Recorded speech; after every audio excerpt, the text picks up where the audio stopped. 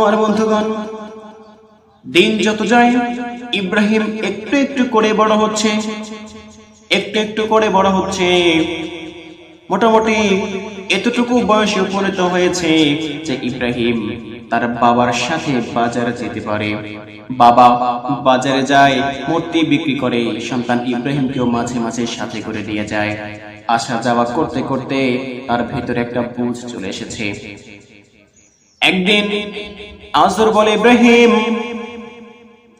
এতদিন তো আমি এই মূর্তিগুলো বিক্রি করতাম, বাজারে গিয়ে তোমাকেও দেখালাম, আগামী হাটে এই মূর্তিগুলো নিয়ে তুমি বাজারে যাবে, এই মূর্তিগুলো বাজারে নিয়ে তুমি বিক্রি করে আনবে। ইব্রাহিম বলল, ঠিক আছে আব্বা, আমি যাব। কথা অনুযায়ী বাজারের দিন ইব্রাহিমের মাথার উপরে বড় একটা টুকরির ভিতরে অনেকগুলো খোদা, অনেকগুলো মূর্তি দিয়ে পাঠিয়ে দিল, যাও বাজারে যাও, বিক্রি করে আসো। ইব্রাহিম শিশু ইব্রাহিম যেতে যেতে একটা নদীর কাছে গেল। নদীর কাছে যাওয়ার পর টুকরিটা মাথা থেকে নামালো। মাথা থেকে নামানোর পর সেগুলোকে একটা একটা করে পানিতে ভিজাচ্ছে, ভিজাচ্ছে আর ভাঙছে। অর্থাৎ সেই মূর্তিগুলো তো মাটির ছিল, সে সেগুলোকে ভিজাচ্ছে। আর মাটির যদি শুকনো মাটি যদি পানি পায় তাহলে তো এভাবেই ভেঙে যায়। তো সে সেগুলোকে প্রত্যেকটাকে ভিজিয়েছে এবং সেগুলো টুকরো টুকরো হয়ে গিয়েছে, ভেঙে গেছে।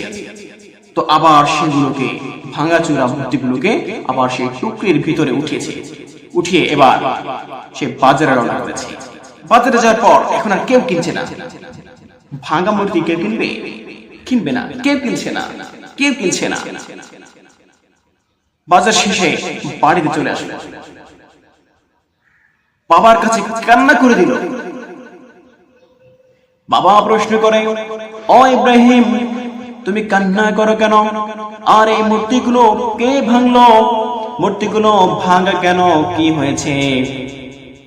এবার ইব্রাহিম হাউমাউ করে আরো জোরে কান্না করে দিল। বাবাকে বলতেছে, বাবা, যখন আমি এই মূর্তিগুলো মাথায় করে নিয়ে যাচ্ছি, পথিমধ্যেই মূর্তিগুলোর এত শক্তি, আপনার এই খোদাগুলো এত শক্তি, যখন আমি রাস্তা দিয়ে এগুলোকে নিয়ে যাচ্ছি, মাথার উপরেই প্রত্যেকটায় বলে উঠলো, আমি বড়, আমি বড়। ওটা বলে আমি বড়, ওইটা বলে আমি বড়, আরেকটা বলে আমি বড়। প্রত্যেকটায় বড় বড় করতে করতে নিজেদের মধ্যে মারামারি শুরু করে দিল, যার ফলে এক একজনের হাত পা ভেঙে টুকরো টুকরো হয়ে গিয়েছে। এবার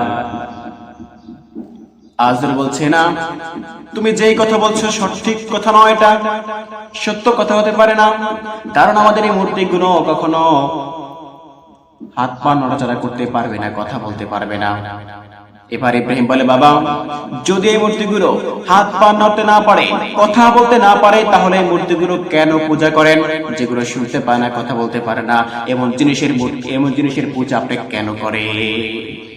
ইব্রাহিমের বাবা বলছে, হায় হায়, যার ভয়ে জন্ম নিয়ন্ত্রণের দায়িত্ব নিয়েছি, সেই দুশ্মনটি আমার ঘরে, সেই দুশ্মন আমার ঘরে। যেখানে রাত হয় সেখানে বাঘের ভয়, এমন একটা প্রবাদ বাক্য আছে। তো এটাই হয়ে গিয়েছে, এটাই হয়ে গিয়েছে। দায়িত্ব দিয়েছি আজরকে সন্তান জন্ম নিয়ন্ত্রণ করা। তো সেই সন্তান যার ভয়ে যে দায়িত্ব তাকে দেওয়া হয়েছে, ওই ঘরে সন্তান জন্ম নিয়েছে। যাকে চুরির নিয়ন্ত্রণ করার, টাকা পাচার নিয়ন্ত্রণ করার দায়িত্ব দিয়েছে, সে নিজেই টাকা পাচার করছে। বিষয়টা এভাবে হয়ে গেছে। সে তো অবাক হয়ে গেল, অবাক হয়ে গেল।